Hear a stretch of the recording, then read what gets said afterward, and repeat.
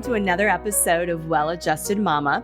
This is a podcast dedicated to educating and empowering women from preconception, pregnancy, birth, and through early motherhood on wellness lifestyle. I'm your host, Dr. Laura Brayton, and I'm a maternity pediatric chiropractor as well as mother who has hand-selected experts in natural holistic healthcare specialties to shine light on options and choices during this exciting phase of a woman's life.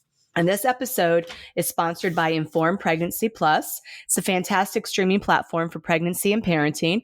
You can experience it for free at informedpregnancy.tv. Today's episode is focusing on the 5 key steps to building wealth. And my amazing guest is Allegra Moet Brantly, the corporate ladder climbing New Yorker who went from a 6-figure salary to $0 in savings. But instead of letting shame and fear consume her, she took matters into her own hands and became a money expert.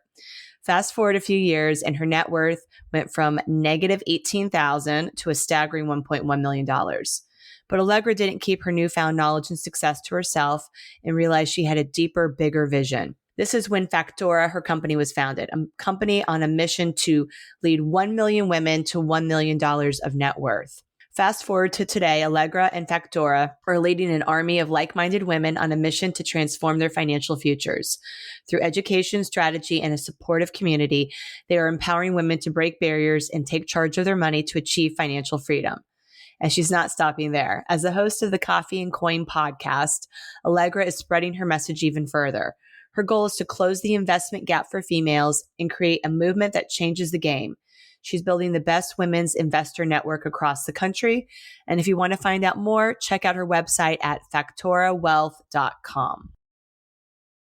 Hi, Allegra. Welcome to the show. I'm very excited to have you on today. Hi, Laura. So great to be here. So we're going to focus on building wealth today. And this is a topic that we don't cover a lot on Well-Adjusted Mama, but it's a very important one. You're going to share with the audience today 5 key steps to building wealth and specifically oriented around women.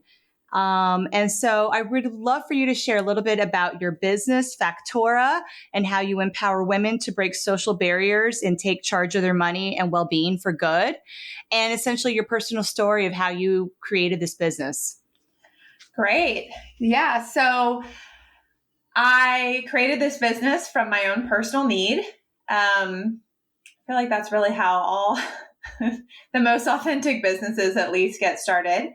But I was living in New York, initially not making so much money, ultimately making above 6 figures. But even though I had a $60,000 salary increase from my starting $40K salary in New York, I still didn't have a lot to show for it. You wouldn't know it by looking at my savings or investment accounts. And I just had this moment of clarity where I thought, wow, just because you make more doesn't mean you have more. Like I had been making more, but where was it? You know, it was constantly spent before it was saved or invested. And I realized I didn't have very good financial acumen nor the habits to change that. And so I went out and got them, and I went on this whole financial, I call it my revolution, but really it was just a journey of picking up a lot of books and doing a lot of podcast listening, all about personal finance and investing, because I didn't feel I got that in my American public school education, or I went to a private high school and then back to public college. The one class I had was how to balance your checkbook. It was 45 minutes, and then I had a checkbook for about a year. So, you know, you go into your adult life and you suddenly have credit cards and multiple accounts, at least a checking and a savings, and they all feel quite siloed, and I didn't really know how to make sense of it holistically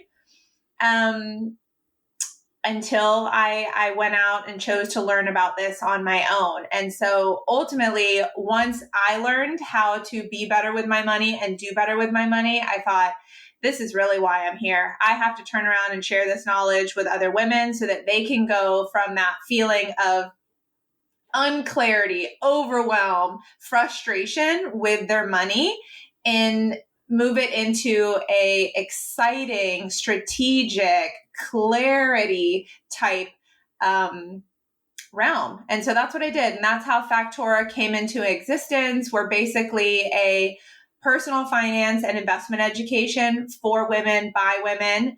I run 2 what are called Wealth Circle cohorts a year. And we do them in community because I think women thrive in community where they can talk and learn and listen and share. And, what I've noticed, and I know we're not supposed to have gendered conversations these days, but what I've noticed is that I have a bunch of male friends, even before I started the Wealth Circle, who would go to a new job, have access to a 401k, open it up, pick out their investment selections, move on. Also get a Robinhood app and start doing stock trading on their own. Like no one really prompted them to do that. And they were interested and self-motivated and risk forward enough to just try it out.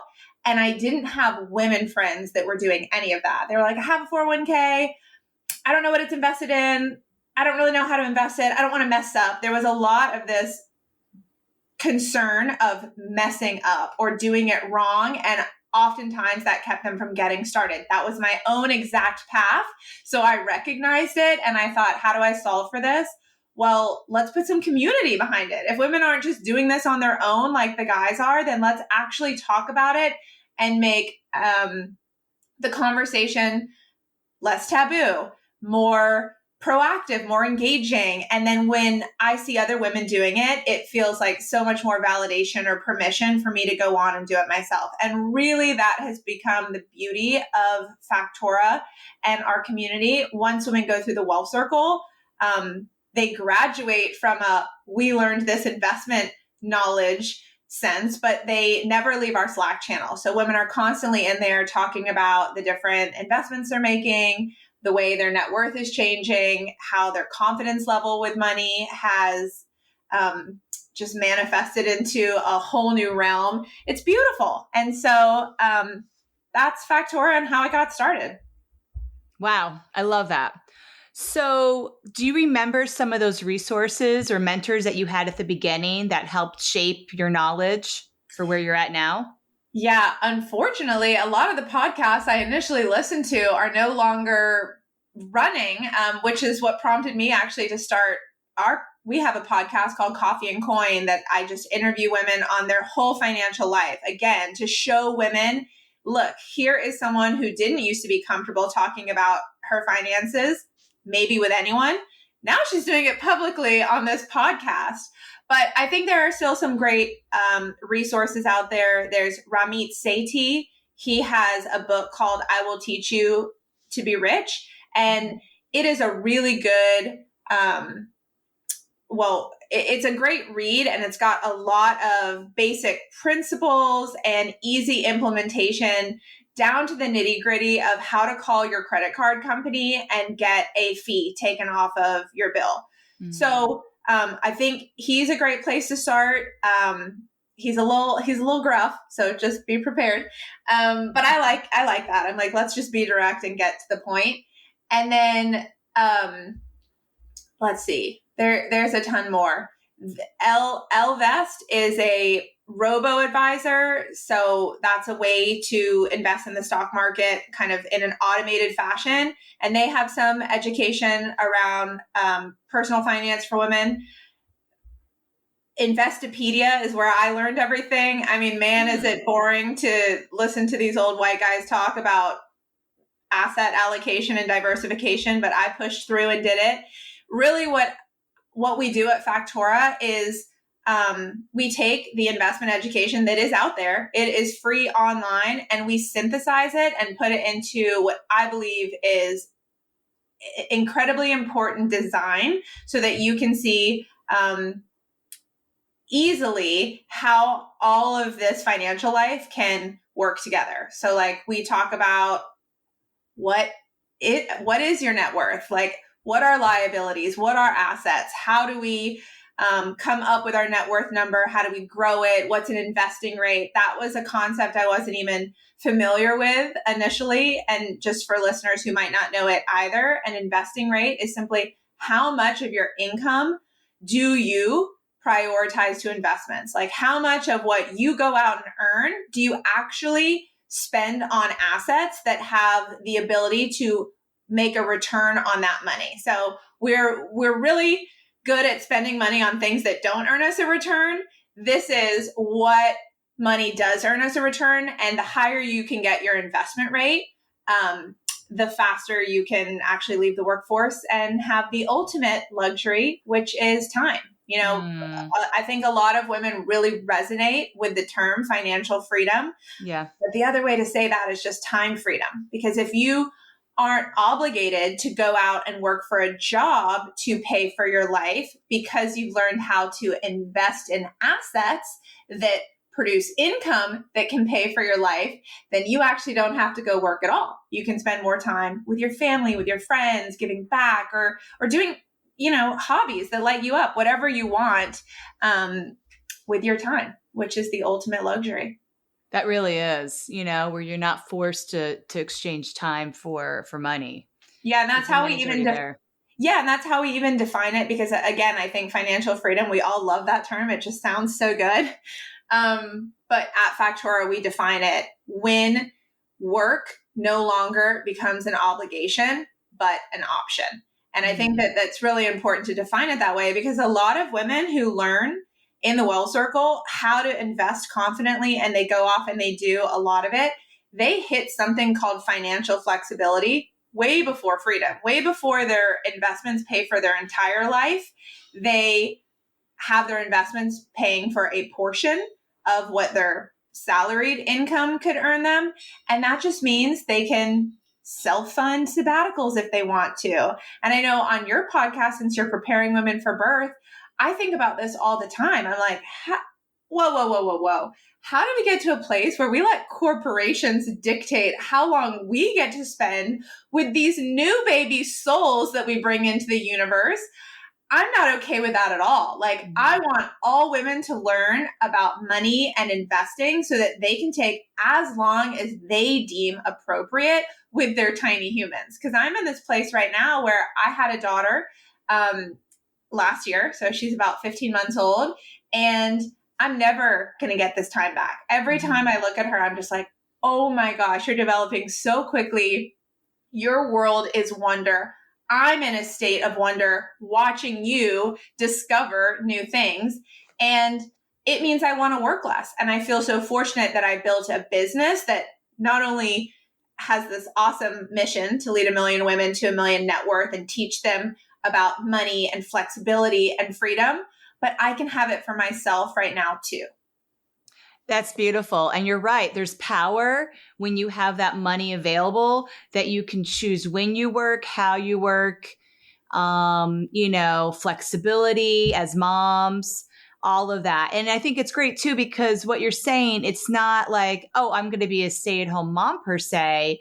Some women like to have that balance, let's say, of still working professionally, but they don't want to be a slave to corporate America, right? They want to do it on their own terms, and there's a lot of freedom and power with that. And I think what Factora has really taught me, because I get to watch all of these women, and I learn from them too. Like they're the ones coming up with the self-funded sabbatical ideas. I hadn't even had that term. I mean, that was like one woman did it in our community, and then like 10 more did it right behind her. And I was like, wow, this is so cool, because we're kind of told, or the American, read between the lines is like, go to college, get a job, everything will turn out okay. And I'm like, well, what if you're saddled with debt? What if you don't save and invest along the way? Like, we can't just blanket statement that. And so the fact that they are looking inward to say what works for me. Actually, I'm a little burnt out. I want to take some time out of the workforce right now, not for any other reason than I want to. And I know how my finances are functioning, so I think is just a perfect example of why money is such an incredible and powerful tool that a lot of times we grow up thinking is bad or greedy, or there's a lot of stigmas associated with it. But really, we as humans give it those stigmas. Like money itself isn't doing anything but sitting there, right? Like money isn't even anything more than a concept that we determined. Like this is a form of value that we trade for things that we want. Had one other thing. I lost it. Okay. Well, I want to follow up on the growing up part because you hinted earlier about differences between men and women and let's say just in the United States per se, and our upbringing and how we view money and investments. Yeah. Can you speak a little bit to that about the cultural differences that are there, and are they shifting? Is there, what are you noticing? So much. Okay. So I think that the messaging delivered to young girls is more about saving and not just saving money. Like, don't get that outfit dirty. Like, just kind of like saving your virginity. Yes. Saving your virginity. Like be in a safe space. Don't risk. And with boys, I think it's quite different. With boys, it's like, go get dirty, get out the skateboard, like run around. And with girls, we're a little bit more protective. And I think that just kind of ends up developing into our risk profile. And why a risk profile is so important when it comes to investing is because the definition of investing at its core is putting your capital at risk. And that's because there's a risk reward relationship. Like if I don't use my money to buy an asset that could make additional income, then I'm just using my money to buy something where I can't get a return, right? So you do have to put your money at risk. And I think because those little boys develop this more proactive risk relationship, they're better at investing.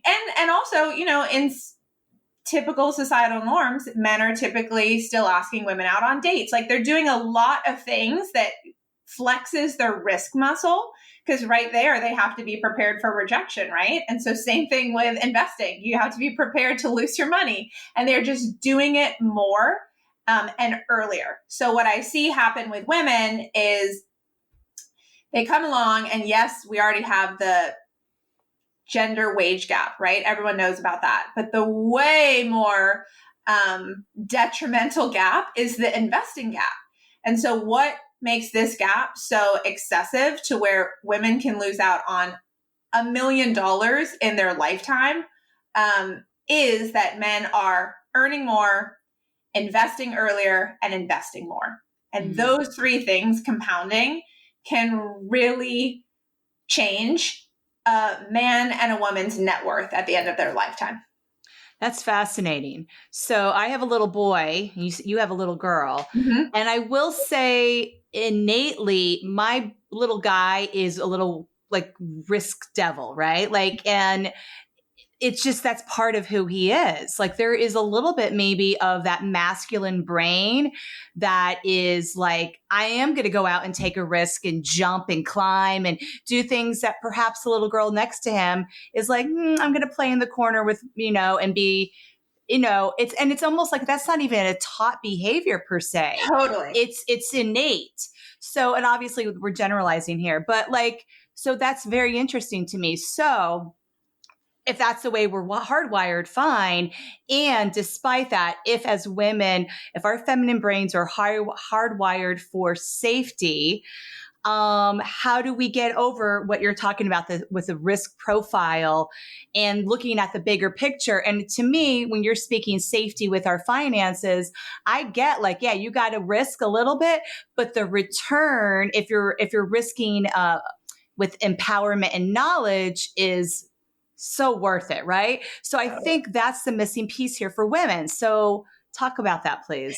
Yeah, well, I totally agree with you. I have a bunch of friends with little boys, and they are like trying to die on a daily basis. And I'm in shock, because I'm like, is my daughter going to start doing this? But she hasn't really, although she's a lot, which I love. Okay, so I think the big difference is kind of what I said initially, where men are willing to just kind of like go this path on their own, alone, check it out. I think all that needs to happen with women is give them some community and some Mm-hmm. conversation around it.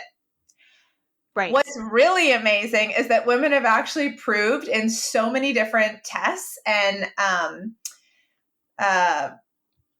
going to call them tests for lack of a better word, but there's a more scientific name for this. Oh gosh, what's it called when you do like A case study? Case study, different like sample groups, that they outperform men when it comes to investing, albeit small, over time with that compound interest factor, it can add up to a lot. It's just they have to be doing it, right? And the reason that they end up being better investors in the end is because that thing that makes men start earlier and do more, it also causes them to trade in and out of securities more, which offers more tax fees. Basically, whenever you're trading, you have to be prepared to pay Uncle Sam, unless it's in your tax advantaged accounts. And so they might be doing it more, but when women research and are prepared and have that confidence level and do it, and they don't trade in and out of things as often, and they have a long-term vision for their investments, they perform better in the end, which is why I'm like, we have to get more women investing. It's just, it's like they are good at it. They just have to believe that they can be. And I think it's those community confidence. Yeah.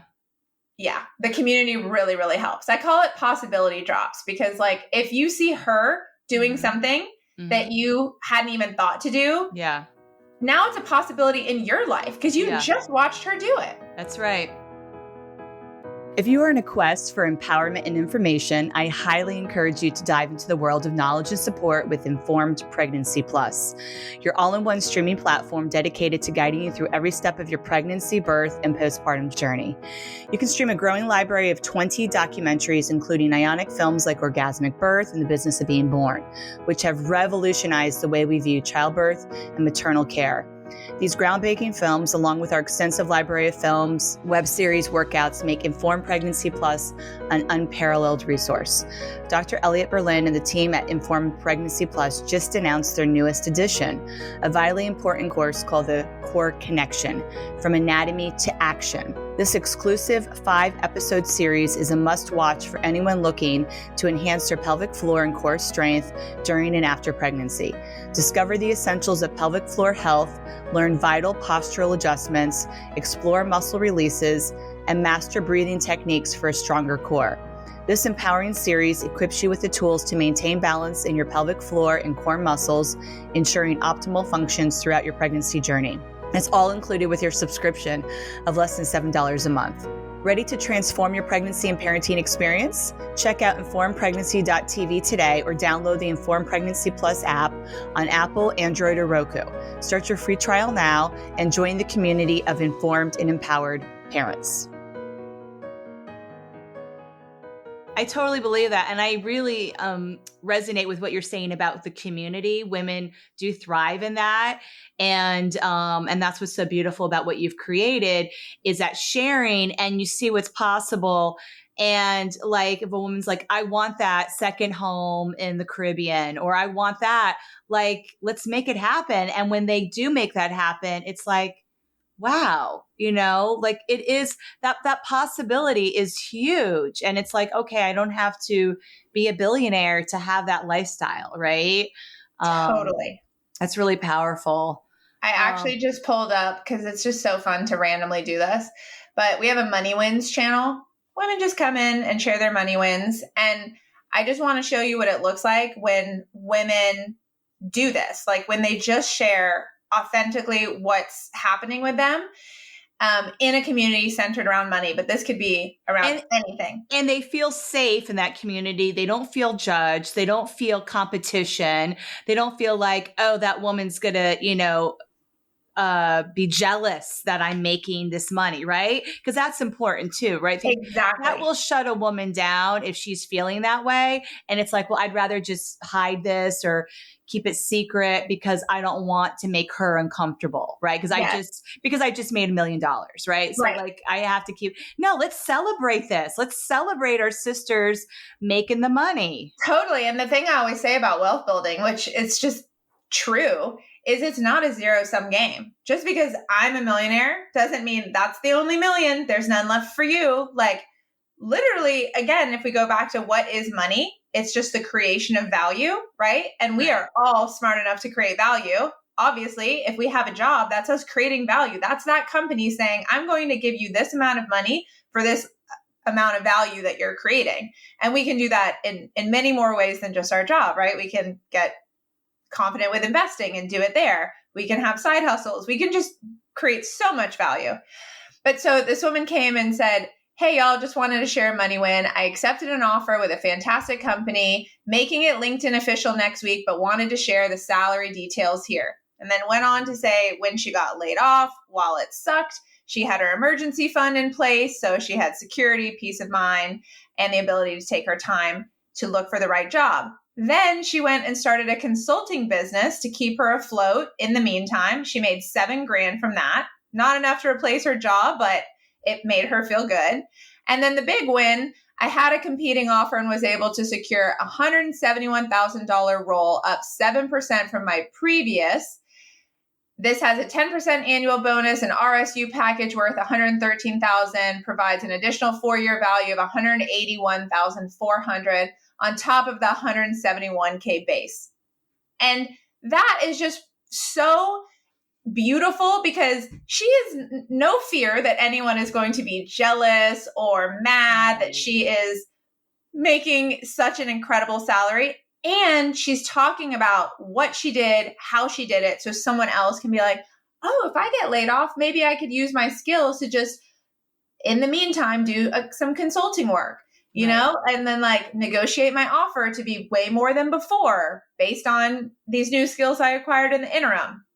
I don't know. I'm just obsessed with women making money, sharing money. And sharing. And I think, and then to your other thing is you're talking like if a woman is looking for a job and is not earning money through self-employment, the negotiations are huge. And I'll tell you what, like I've been self-employed for a very long time, but before that, my first job out of chiropractic school, I was making peanuts. And they said, this is what we're offering. And it was really crappy. And I didn't ask for more. I didn't know to ask for more. I didn't know all the other things that could come along with it, right? It was just like, this is what we're offering. And I just signed on the dotted line. And I think women are becoming a lot smarter now and realizing that, you know, guys have been asking for more for a long time and there's no reason why we can't. And then to your point, the worst they say is no, right? So it's recognizing that, you know, that's the worst thing, right? Like it's a negotiation. You say, I want this. They say you can get this. Maybe you meet in the middle. They throw in a couple other perks. But like, yeah, and it's harder to say no now when you're well researched. You know, I, like you, in my early jobs, I just accepted. I didn't even know that I could negotiate. Not only is that more a topic nowadays because we know of this gender wage gap inequity, but you can literally take whatever job title you have. So let's say I'm an associate creative director and you can go to salary.com, payscale.com, even LinkedIn careers, and you can type in that job title. You can say how many years you've done it and you can build a salary range. And this is the thing I tell women to do. And if you're not inside that salary range and arguably at the top of it, you have a conversation to have because you're not being paid appropriately. And so that is way different than it was 20 years ago when we didn't have these websites to even go and build a range from. Yeah, even Indeed. You're right. Like it's so easy to research that. And then also, of course, where you live impacts your salary, right? With the cost of living. But you can look all that information up. Okay, you live in New Jersey and this is your like you said, your title and your years of experience and, you know, really understanding what is your value and then what's all the other things that come with it. So let's get into these 5 key steps to building wealth. So I want to make sure we cover it before we have to wrap up. So what is step 1? Okay. So basically at Factora, we've created this little financial framework. It's kind of like, imagine Maslow's hierarchy of needs, but it's your financial hierarchy of needs. So it does, You want to work from the bottom up. And these are the 5 key things to build wealth, no matter your age, no matter your background, no matter your current salary. So I just want to preface that. But step 1, you want to eliminate high interest debt. So how do you do that? Well, first, you got to total up what is your high interest debt and what is the APR, or the annual percentage rate, that you are being charged for that debt by not having it paid off. Because that's where compound interest works against you. And we want to eliminate that so that we can eventually get money invested and have compound interest working for us. So one of the best ways to eliminate high interest debt is, like I said, figure out what it is. And there's kind of 2 approaches. There's either the snowball method or the avalanche method. But really, one is starting with the smallest debt and trying to get rid of that one before moving on to the larger amount. Or you can start by getting rid of the largest annual percentage rate. So basically the most costly debt.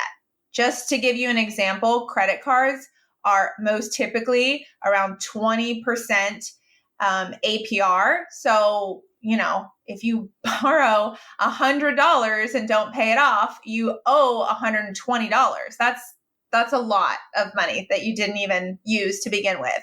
And then that compounds monthly. So, okay, you want to eliminate high interest debt because it literally steals from your wealth. I have a question for you. If you do have a credit card with debt that you're still paying off, can you call the company and say, lower my APR?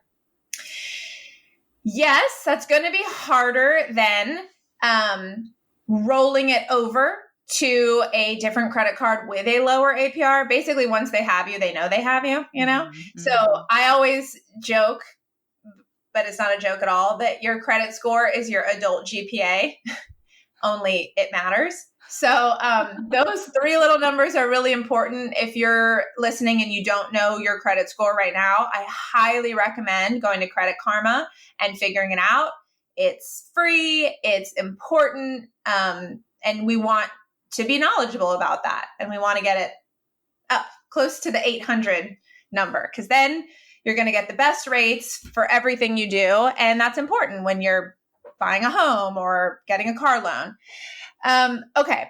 Then the second thing you want to do is spend based on values. That is Factora speech for know where your money goes. I truly believe that budgeting doesn't work. I think it's kind of like dieting. You could do it for a little bit, and then the weekend comes and it's all gone. And then you're mad and you say, F it, and you're now in this spiral. So I saw the same thing happening both with myself and with other women when it came to budgeting. Like, you set your $40 coffee budget, you go past it, and then you're mad. And that's not going to do anybody any good. So it sounds a little woo-woo for money, but I think it's really, really important to define your values, pick 3 to 5, and use that as a filter for every financial decision, not just what you spend on a daily, weekly basis, but on the big things too. Like, do you actually want to upgrade your apartment? Or is it more important to you experience as a value? And so you want to prioritize traveling out of the country this year or next. Do you see what I'm saying? And so we have an exercise in the Well Circle where women go through that. And I think it's just one of those times where you can really start to feel a lot more free just with your decisions so that you're not worried about a budget. Okay, so how do you do that? You go review your past 3 month statements and identify the top categories you're spending the most on. If those don't show you what your values actually are, then you're out of alignment. Define your values and stop spending on what doesn't align with them and start spending on what does. For instance, we've had women do this exercise, and let's say travel was a big value, but they're spending on Uber Eats. It's like, well, that's an easy $400 I'm going to remove and put into my travel fund. Like, literally automate $400 a month from your checking to your travel fund savings. And then you can go traveling in just a few months. All right. Number 3, fill an emergency fund because it is going to protect your wealth. So maybe that's not a sexy term for you. I've had women name it all sorts of things: an FU fund, a feel good fund, money at the ready for whatever fund. Don't care. But every single woman needs to have cash at the ready in a high yield savings account. So the easiest way to get an emergency fund filled is to total up your average monthly fixed expenses. So like, what do I need to live? My home, my car, my Wi-Fi, my electricity, groceries, etc. Times that by 3 at a minimum. That's your minimum ballpark, and commit to saving that as quickly as you can. If you are covered for 3 months is what you're saying. Yeah, minimum is 3 months. So I really believe everyone has a personal emergency fund number, and we get a lot more thoughtful with that in a wealth circle. But this is a baseline, and it's going to make you feel so good to have those 3 months in there. And the reason we want it in a high yield savings account is because a regular savings account at a traditional retail bank, any bank you see commercials for, you're not getting money, not a lot of money for storing your money there. And just know that the way banks work is they have the ability to take the money that you store with them and go and invest it to earn a return, not all of it, but a portion of it. And so I guarantee you they're making a good return. If they're only paying you 0.03%, which is the national average, you should not be banking with them. Right now, in this high interest rate environment, there's a lot of negatives, but one of the biggest benefits is that means that with the Fed rate going up, so do the savings accounts rates, these high yield savings accounts. And typically these are banks that don't have cost centers. Like, you don't see them on every corner. They're maybe less known, but they're totally safe, FDIC insured, and you want to store your money with them. So I know, and I have no affiliations with any bank, but some favorites at Factora are Ally Bank, Marcus Bank. Really, we start all searches with nerdwallet.com. It's a great comparison site. And you can just type in best high yield savings account month, year, and it's going to tell you the top rates, what people think of them. It's a great place to start. Allegra, are these rates around 3%, 4%, 5%? Like right now they're around 5%, which is amazing. Yeah. It's amazing to park your money where you can guarantee 5%. And you can access it same day.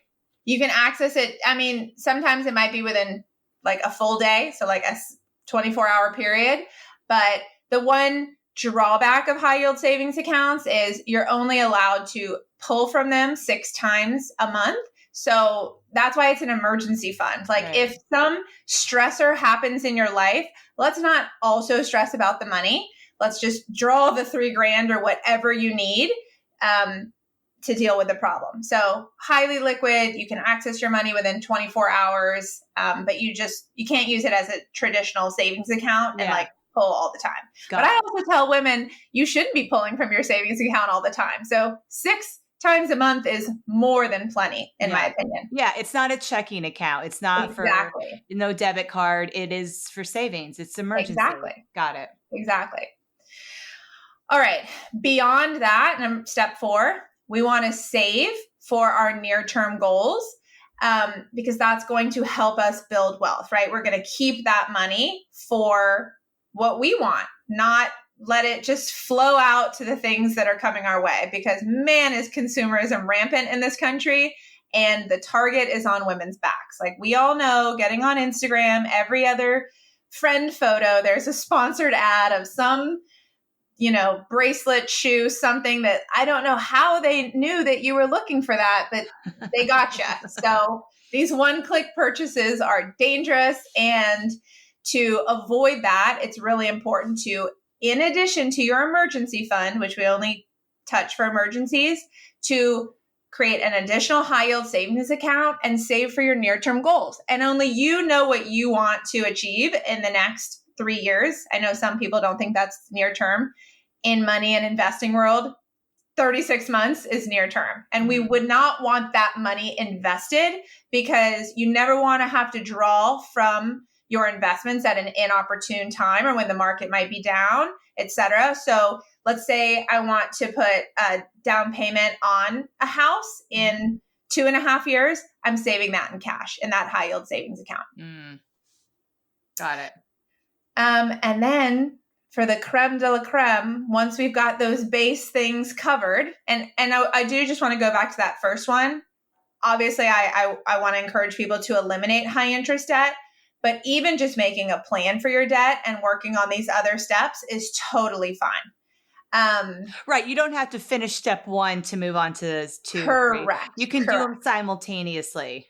Correct. But once we've got these kind of building block basics either done or we're working on them, we want to invest for our mid and long-term goals because that is what compounds our wealth. That's what takes it from addition to multiplication.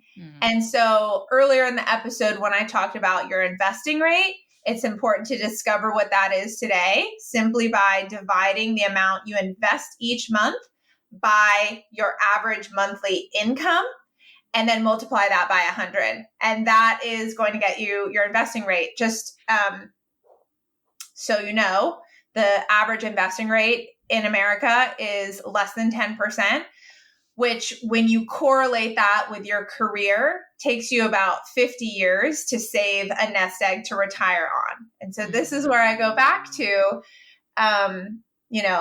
they get a good job and you'll be okay, not necessarily guaranteed because you still have to at least invest that 10% and hope that you are able-bodied to work for 50 years.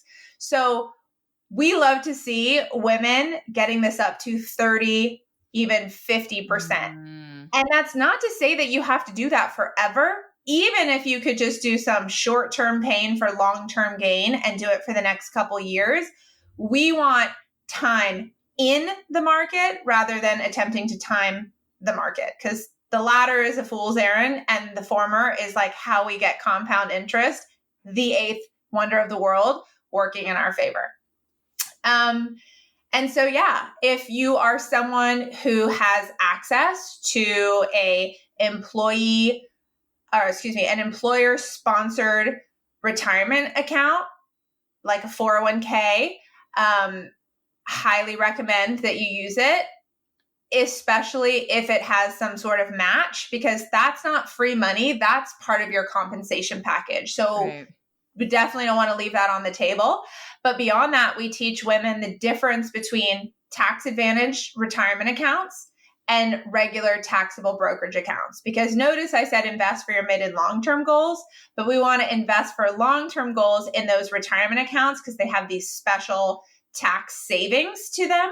And we want to invest in a midterm bucket as well, because although it has no tax savings, it also has no limitations. It doesn't have withdrawal limits, contribution limits. Like that's just your account. You own it through and through. You don't have to wait like you do in the retirement realm till age 59 and a half to draw your money without any penalty. So we want to always make sure that women have both types of investment accounts. Allegra, what is that mid account? I didn't understand that.